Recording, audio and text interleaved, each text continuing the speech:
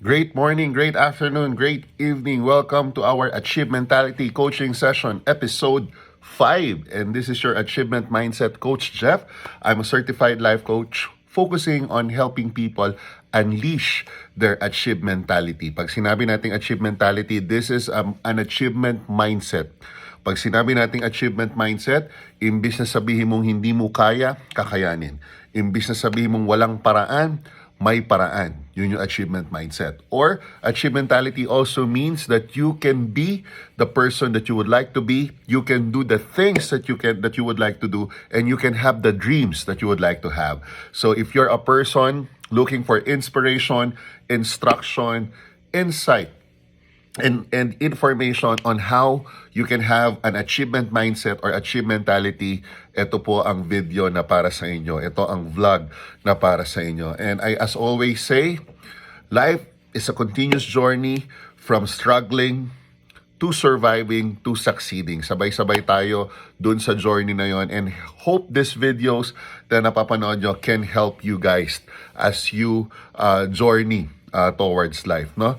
Work sa life, sa work, and sa business. Okay, so our topic for this episode 5, okay, is top 3 relationship killers. This can be your relationship sa father mo, sa mother mo, sa husband mo, sa wife mo, sa friend mo. Top 3 relationship killers. And again, I know you can think of a lot of things na pwedeng relationship killer. Let me just focus on top 3 that I personally observed and I also learned from my mentors and also from my conversations with other people. Ano nga ba tong top 3 na to na sana maiwasan natin, kasi it will definitely guarantee, I'm certain about it, na pwedeng ma-damage or maapektuhan ang iyong relationship with other people. So, Tagalog to lahat, and lahat nag-start sa letter I. Isa-isay na natin. Inis, inip, inggit. Inis, inip, inggit. Ulitin natin. Inis, inip, inggit. These are the top 3 relationship killers. Unahin natin sa inis. Pag medyo short fuse ka, pag medyo ang pasensya mo, kagaya ko, pag medyo maiksi ang pasensya mo, madali kang nagagalit. 'Di ba? Kahit na yung yung ka-relationship mo, hindi naman niya motibo na magalit ka, but because madali kang mainis, it creates conflict, 'di ba? It creates conflict, it creates na magkaroon na kayo ng confrontation, and worse, magkaroon kayo ng division. So, paano natin gagawin 'yon? Paano natin iiwasan 'yon? We need to have a sense of self-control.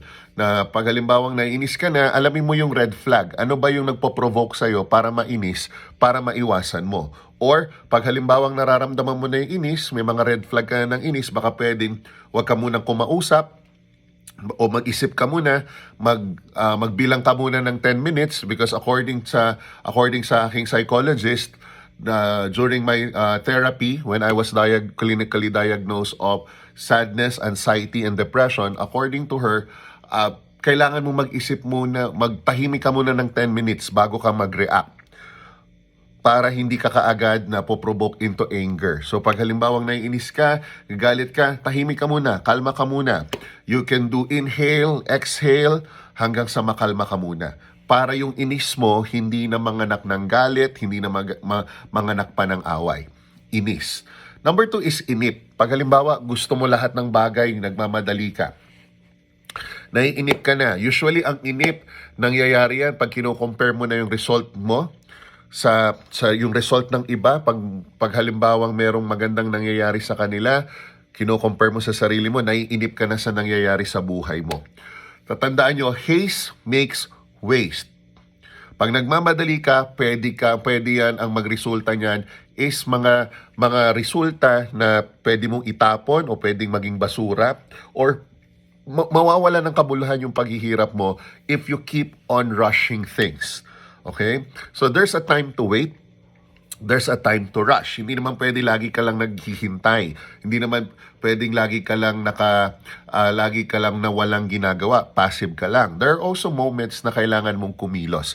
But there are times that you need to be patient. Kailangan maging patient ka. Dito kailangan mo rin ng self-control. So Pag halimbawang napagtagumpayan mo na yung inis, napagtagumpayan mo na yung inip, ito yung mga senyales that you are maturing as a person. Last but not the least is inggit. Parang inip din to, pero ito naman, inggit kasi lahat ng aspeto ng buhay mo, parang sinicheck mo sa aspeto ng buhay ng iba. Tatandaan nyo, magkaiba kayo ng buhay ng mga tao. Nararamdaman ng tao pag yung pananalita mo, kilos mo, facial expression mo ay nanggagaling sa naiinggit, galing sa inggit. So, mahirap po ang inggit kasi halimbawa, mag-isa ka lang, yung taong kinaiinggitan mo, wala namang alam na na-offend ka niya o naiinggit ka sa kanya, tuloy-tuloy pa rin yung buhay niya, nag-e-enjoy siya. Pero ikaw talagang kumukulo na yung dugo mo, inggit na inggit ka na, gusto mo mangyari sa'yo, yung nangyayari sa kanya. So, it's like a poison na iniinom mo. Na ikaw mismo ang nagiging dahilan kung bakit ka nalalason because of inggit. So how do you address inggit? I-address mo yung inggit sa paniniwala na merong plano sa'yo ang creator mo, na merong kang magandang future, na merong naghihintay sa'yo na success. Okay? So plan for your own success. Dito papasok din yung importance ng achieve mentality in your life, work, and business. So guys, remember these 3 things na pwedeng maging relationship killer. Inis, inip, inggit. Again, pag halimbawang nararamdaman mo na meron ng mga red flag na tingin mo mauuwi sa inis, inip at inggit, kailangan mo na siyang i-address. You pray for self-control, okay? Merong plano for you, merong magandang naghihintay sa iyong future, even the scripture agrees to that. So merong magandang naghihintay sa iyo. Your greater days are yet to come in your life. So instead na mainis ka, mainip ka, mainggit ka, ma-excite ka sa pwedeng mangyari sa buhay mo. Okay? Again, this has been your Achievement Mindset Coach Jeff. I hope itong mga videos na napapakinggan nyo, napapanood nyo is helping you for you to unleash your achievement mentality in your life, work, and business. If there are topics that you would like to be discussed sa ating achievement mentality coaching sessions, pwede po kayong mag-message, pwede kayong mag-comment. Feel free to share din yung mga insights na nare-receive nyo or nakukuha nyo dito po sa mga session na to. And I would like to thank those people sending messages kung paano nakakatulong sa kanila yung mga videos natin. Again, ito pong mga video na to, simple lang po ang gusto natin. We want you to have Jeff. Jeff, hindi po ako yon. Joyful life, excellent work, and fruitful business.